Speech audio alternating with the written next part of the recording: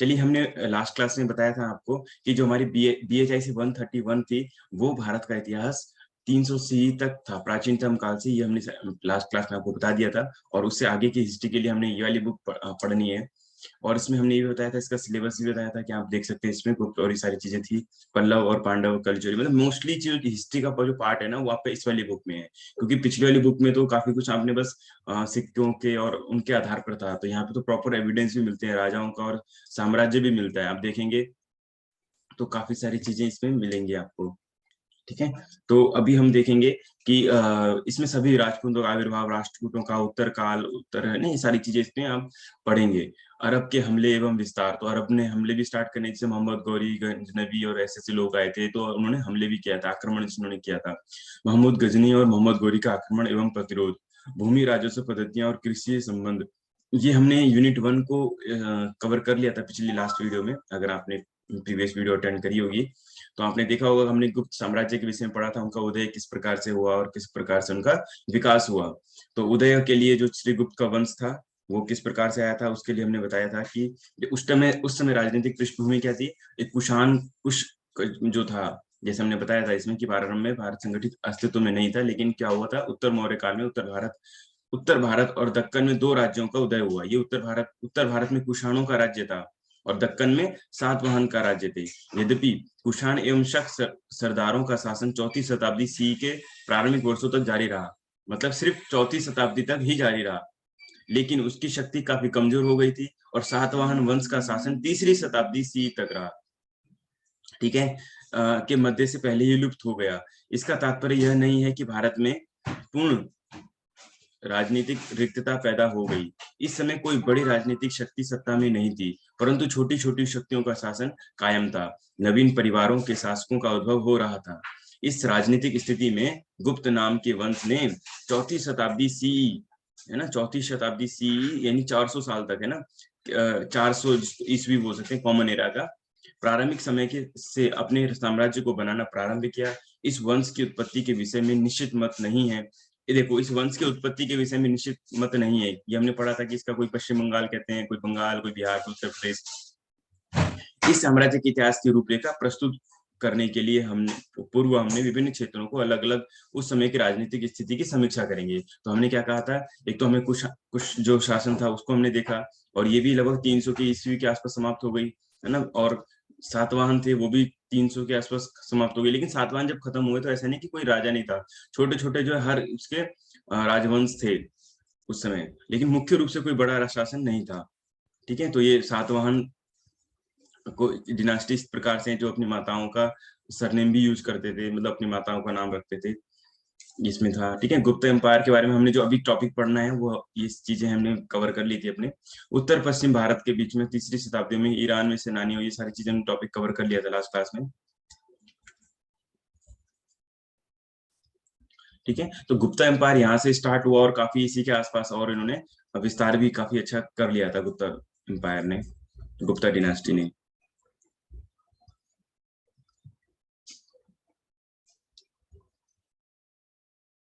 ये सारी चीजें हम कवर कर चुके हैं, गुप्तों का प्रादुर्भाव और ये बंगाल और ये सारी चीजें हम कर चुके हैं कवर।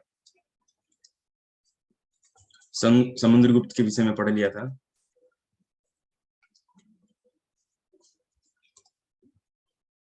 जी, आर्यवर्त में सैनिक का अभियान, दक्षिण में अभियान, ठीक है, दक्षिण में भी उन्होंने गए थे। और और कुमारगुप्त ही थे, जैसे अभी हम बात करेंगे श्रीगुप्त, घटोत्कच, ठीक है, या फिर गुप्त में तो कुमारगुप्त का अधिक नाम आता है। चाहे श्रीगुप्त की बात करें, घटोत्कच उन्होंने क्या किया था, विश्वविद्यालय बनाया था, इसलिए। ठीक है, इनका शासन गुप्त वंश लगभग इतने तक रहा, यानी 150 साल या 100 सवा 100 साल के आसपास तक इनका शासन डिनास्टी रही, और इस प्रकार से इनका यहाँ तक राज्य का विस्तार हुआ था। गुप्त साम्राज्य का विघटन, तो गुप्त साम्राज्य का विघटन का मतलब इनका हानि कैसे हुई, पतन स्टार्ट कैसे हुआ है, तो हुण का आक्रमण होना स्टार्ट हो गया था। हुण पहला एक मध्य एशिया का कबीला था, जो सफलतापूर्वक विभिन्न दिशाओं में बढ़ रहा था। कबीला मतलब कि जो बहुत सारे लोग गुट में रहते हैं और फिर आगे जाके युद्ध करते हैं, लड़ाई करते हैं।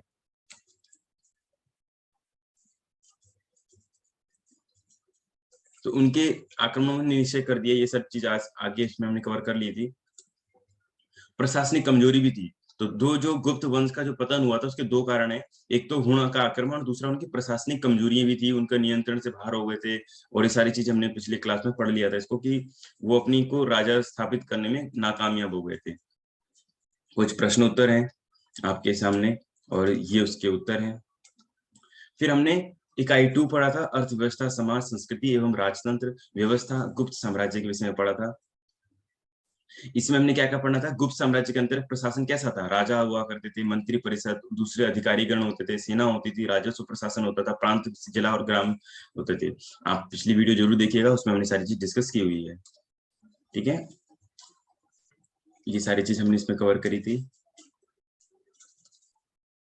गुप्त साम्राज्य के अंतर्गत प्रशासन, ये हमने करा था, राजा पढ़ा था कि राजा क्या होता है, उसके क्या कर्तव्य थे, ये सारी चीजें, युद्ध में उसकी भूमिका, प्रशासन में भूमिका, ठीक है, ये सब चीजें। मंत्री परिषद और दूसरे अधिकारीगण, ये सभी हम विषय पढ़ चुके हैं। ठीक है, अब हम सेना पढ़ चुके हैं, राजस्व प्रशासन पढ़ चुके हैं।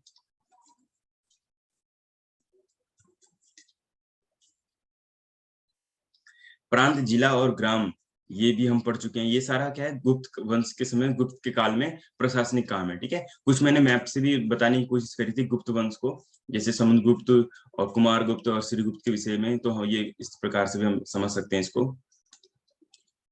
ठीक है, इस मैप से भी आप इसको समझ सकते हैं। ठीक है, चलिए, गुप्त साम्राज्य के पतन तो जैसे हमने बताया अभी, हुण आक्रमण था और दूसरा प्रशासनिक नियंत्रण खो देना था। इसमें फ्यांग का नाम अभी इसमें लिखा नहीं, इसमें फ्यांग भी लिख सकते हैं, चाइनीज ट्रेवलर थे जो भारत आते थे। ठीक है, चलिए अब हम इकाई 3 पढ़ेंगे, जिसका नाम है पुष्यभूति एवं हर्ष साम्राज्य का उदय। ये इकाई 3 है हमारी। इसमें हमने जो जो पढ़ना है वो है हमारा उद्देश्य, प्रस्तावना, ये तो हम इसको पढ़ेंगे, इस चैप्टर को पढ़ने का। उसका उत्तर भारत का बदलता राजनीतिक परिदृश्य, जो उत्तर भारत में था, राजनीतिक केंद्र के नए प्रकार, जायसवाड़, कन्नौज नए राजनीतिक केंद्र के रूप में, पाटलिपुत्र का पतन भी हुआ था। ठीक है, पुष्यभूति, हर्ष की राजनीतिक गतिविधियां, स्रोत, हर्ष की राजनीतिक गतिविधि एवं अवलोकन, हर्ष का राज्य विस्तार। ठीक है, युवांगचांग का विवरण। ठीक है, युवांगचांग कौन थे, वो भी एक ट्रेवलर थे, का विवरण, हर्ष संवत, जैसे हर कोई राजा अपने कैलेंडर स्टार्ट करते तो उनका, जैसे विक्रम संवत, सॉरी विक्रम संवत नहीं, जो एक गुप्त काल में भी थे, उन्होंने भी अपना कैलेंडर निकाला था, उनको गुप्त संवत ऐसे कुछ बोला था। ऐसे हर्ष संवत हो गया, हर्ष के राज्यकाल का अंत कैसे हुआ, और राजनीति की बदलती संरचना, शासकों की उपाधियां और प्रशासन।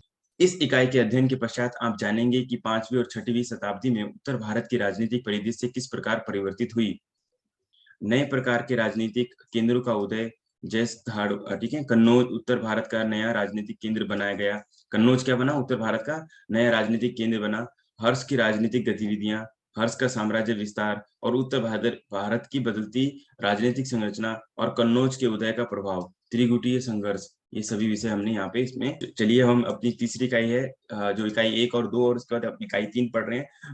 उत्तर गुप्त काल में उत्तर भारत की चारित्रिक विशेषताएं, कन्याकुब्ज के मौखरी, मगध के गुप्त, पश्चिमी बंगाल के गौड़, मुर्शिदाबाद जिला, वल्लभी के मैत्रक, सौराष्ट्र उपद्वीप, थानेसर के पृष्ठभूमि जैसे अनेक शासकीय परिवारों का उद्भव था। इनमें से अनेक गुप्तों के अधीनस्थ थे, परंतु गुप्त वंश के राजनीतिक अधिकारों के पतन के पश्चात ये स्वयं को स्वतंत्र मानने लगे। इस प्रकार 6वीं शताब्दी ईसा का उत्तर भारत अपने अपने क्षेत्रीय संदर्भों पर आधारित अनेक शक्तियों की रणभूमि बना, जो आपस में संघर्ष कर थी। इस प्रकार के राजनीतिक परिदृश्य से समांत अधीनस्थ शक्तिशाली होकर उभरे। उन्होंने दूरस्थ क्षेत्रों पर नियंत्रण रखा, अपने अधिपतियों के राजनीतिक केंद्रों से सुंदर युद्ध लड़े। स्थानीय एवं क्षेत्रीय शक्तियों के उदय को इस काल की कसौटी माना जाता है। इस इकाई में हम आपको पृष्ठभूमि के संक्षिप्त इतिहास एवं हर्ष किस प्रकार सबसे महत्वपूर्ण शासक बना और एक साम्राज्य स्थापित किया, इसका वर्णन कर रहे हैं। उत्तर भारत का बदलता राजनीतिक परिदृश्य। इस काल में हम देखते हैं कि कुछ लोग कुछ अन्य क्षेत्र की तुलना में अधिक अधिक शक्तिशाली हुए। उदाहरण के लिए उन्नत क्षेत्रों जैसे जो ऊंचाई पर स्थित थे वह अथवा पहाड़ों तथा नदियों से घिरे थे क्षेत्रों की सुचारू रूप से सेना की गतिविधियों उनके भोजन एवं प्रधानों के सुगम परिवहन के लिए जलीय तथा स्थलीय मार्गों से जुड़े थे। ये पुरानी राजनीति तथा अधिक संपूर्ण माने गए। ये नए केंद्र अभिलेखों में जय जय स्कंदवाड़, जिसका वास्तविक अर्थ विजय शिविर के नाम से जाना जाता है। नए प्रकार के राजनीतिक केंद्र जय स्कंदवाड़। ये जय स्कंदवाड़ थे जहां से शासकीय वर्षों ने धार्मिक अनुदान जैसे ब्राह्मण भिक्षु मंदिरों एवं बौद्ध मठों को प्रदान किया। आरंभिक मध्य युगीय शिलालेख भिन्न भिन्न शासकों के अनेक जय स्कंदवाड़ के संदर्भों से भरे हैं। इस प्रकार के संदर्भ से राजनीतिक विजयों एवं विस्तार का अनुमान लगाया जा सकता है। उदाहरण स्वरूप हर्ष के वर्धमान कोटि जय स्कंदवाड़ से क्रमशः मधुबन एवं बांसखेड़ा ताम्र पत्र अभिलेख प्रकाशित किए गए हैं। दोनों आधुनिक उत्तर प्रदेश में कहीं स्थित है। कन्नौज नए राजनीतिक केंद्र के रूप में पूर्व में कन्याकुब्ज या महोदय नाम से जाना जाने वाला कन्नौज आधुनिक उत्तर प्रदेश के कन्नौज जिले में स्थित है। आरंभिक मध्य काल में महत्वपूर्ण स्थान रखता है। ऊंचाई क्षेत्र में गंगा यमुना दाव में स्थित कन्नौज की किलेबंदी सुगमता से कराई जा सकती है। इस प्रकार मैदानी क्षेत्र में इसकी अनुकूल अवस्थिति के बावजूद इसे सुगमता पूर्वक किलेबंदी करके सुरक्षित किया जा सकता है। इसके अतिरिक्त कन्नौज मूलतः पश्चिमी गंगा तटीय क्षेत्र के कृषि विस्तार के अंतर्गत आता है। भूमि अनुदान इस क्षेत्र में प्रचुरता में किया जा सकता है। प्राकृतिक रूप से इस क्षेत्र ने ब्राह्मणों को आकर्षित किया जो यहाँ आकर बसे एवं आगामी शताब्दियों में पूरे देश के राज दरबारों में विस्तृत रूप से प्रतिष्ठित हुए। कन्नौज पूर्व में गंगा क्षेत्रों के साथ ही दक्षिण में जाने वाले मार्गों में भी भली प्रकार जुड़ा था। इन सभी कारकों के कारण कन्नौज शक्ति के रूप में उभरा एवं उत्तर भारत में केंद्र के रूप में महत्व स्थापित किया। इस विकास के साथ हम देखते हैं कि केंद्र बिंदु दक्षिण भारत पाटलिपुत्र का पतन। आर एस शर्मा जैसे इतिहासकारों का मत है कि उत्तर गुप्त काल में व्यापार एवं व्यवसाय में अवनति के कारण पाटलिपुत्र पतन की ओर था। ये राज्य के आर्थिक एवं राजनीतिक समांतरीकरण की प्रक्रिया का भाग था। अन्य स्थानों से इस नगर में आने वाले व्यापारियों पर मार कर संग्रहित किया जा सकता था।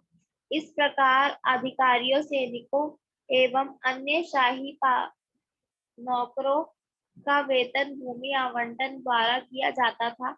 इस प्रकार उत्तर गुप्त काल में नगरों ने अपनी महत्ता खो दी एवं स्कंदवाड़ों ने ख्याति अर्जित की। अतः आर एस शर्मा का मत है कि पाटलिपुत्र वृहद स्तर पर पूर्वी समांती क्रमश को दर्शाता है, जहाँ कन्याकुब्ज हर्षवर्धन के अधीन समांत युग के आरंभ को दर्शाता है। जैसा भी हो, इस मत की अपनी आलोचना है। क्षेत्रों एवं स्थानों की अर्थव्यवस्था का अध्ययन गुप्त काल के तुरंत पश्चात व्यापार नगरी केंद्रों एवं आर्थिक मुद्रा के पतन को परिशीलित नहीं करता। ये एक संपूर्ण भारत की घटना नहीं थी, बल्कि कुछ इलाकों के जैसे दक्षिणी पूर्व बंगाल, पश्चिमी भारत आदि स्थानों पर व्यापार समृद्ध था एवं यहाँ सोने चांदी के सिक्कों की प्रचुरता भी थी। इसके अतिरिक्त अंतर एवं अंत क्षेत्रीय व्यापार वृहद स्तर किए जाते थे। हर्ष कन्या कुब्ज को अपनी राजधानी बनाने के पश्चात काफी शक्तिशाली हुआ, जिसे उसके राजकवि बाण भट्ट ने अपने ग्रंथ हर्षचरित में गौरवान्वित किया। दूसरी तरफ H.C. राय उनका मानना है कि 3 वंश का मध्य संघर्ष था। पश्चिम भारत के गुर्जर और प्रतिहार, ठीक है, पश्चिम भारत में बंगाल एवं बिहार के पाल, है ना, के पाल, दक्कन में राष्ट्रकूटों के राष्ट्रकूट, जिनका उद्देश्य कान्यकुब्ज था। उद्देश्य क्या था? कान्यकुब्ज। और कान्यकुब्ज क्या थी? हर्ष की राजधानी थी, जिसे राजधानी चुना गया और शाही राजधानी बन गया। आधिपत्य स्थापित करना था, ठीक है। तो इन तीनों का जो है आपस में ये था, तीन तरह के त्रिगुटीय संघर्ष। क्या बोलते हैं इसको? त्रिगुटीय संघर्ष का मतलब 3 गुट संघर्ष। मतलब जैसे ये गौरव क्या था कि एक कोई लड़ाई चल रही है एक चीज को पाने के लिए, जब तीनों तरफ से संघर्ष चलता है, ये था ना हर्ष की राजधानी कान्यकुब्ज। विभिन्न स्रोतों से हमें पुष्प भूतियों के विषय में जानकारी मिलती है, जिन्होंने पहले हरियाणा के थानेश्वर तथा बाद में उत्तर प्रदेश के कन्नौज से शासन किया। इन स्रोतों में हर्ष चरित्र, युवान जंग, हवेन संघ का यात्रा विवरण, अभिलेख तथा सिक्के हैं। बाण भट्ट हमें बताते हैं कि इस वंश का संस्थापक राजा थानेश्वर में पृष्ठभूमि था तथा ये परिवार पुष्प भूति वंश वंश के नाम से जाना जाता था। यद्यपि हर्ष के अभिलेखों में इसका कोई भी संदर्भ नहीं है। खेड़ा एवं मधुबन ताम्र पत्र एवं शाही मोहरे आरंभिक 5 शासकों के विषय में जानकारी प्रदान करते हैं, जिनमें से 3 को महाराजा की उपाधि प्रदान की गई है। ये दर्शाता है कि वह संप्रभु सम्राट नहीं थे। चतुर्थ सम्राट प्रभाकर वर्धन का वर्णन महाराजा धीराज के रूप में हुआ, जिससे हम ये अनुमान लगा सकते हैं कि वह स्वतंत्र सम्राट था एवं उसने ग्रहवर्धन की पुत्री राज्यश्री के साथ विवाह करके मौखरियों के साथ वैवाहिक संबंध स्थापित किया था। इस समय लगभग 604 CE थानेश्वर को पश्चिमी की ओर से हुणों के आक्रमण का भय था। बाण भट्ट प्रभाकर वर्धन का वर्णन हुणों हिरणों के लिए शेर के रूप में करते थे। उनके अनुसार राज्यवर्धन के अधीन एक सेना हुणों को पराजित करने के लिए भी भेजी गई, परंतु पिता की असामयिक बीमारी के कारण उसे वापस प्रभाकर वर्धन की मृत्यु के पश्चात परिवार को कुछ समय तक विपदा का सामना करना पड़ा। मालवा शासन ने ग्रहवर्धन की हत्या कर दी तथा उसकी पत्नी राज्यश्री को बंदी बना लिया। ऐसा प्रतीत होता है मालवा एवं गौड़ शासकों ने संधि कर ली थी तथा थानेश्वर को धमकी दे रहे थे। राज्यवर्धन ने मालवों को पराजित किया, परंतु गौड़ शासक शंशान द्वारा विश्वासघात द्वारा मारा गया। अब ये हर्ष का उत्तरदायित्व था कि वह प्रतिशोध ले एवं कुछ समय पश्चात वह एक सशक्त साम्राज्य स्थापित करने में समर्थ। हम नेक्स्ट वीडियो में यूनिट इकाई 1, 2, 3 और फिर इकाई 4, 5, 6 नेक्स्ट वीडियो में उसको हम इकाई 4, 5, 6 को हम कवर करेंगे। अभी के लिए इतना ही। Thank you.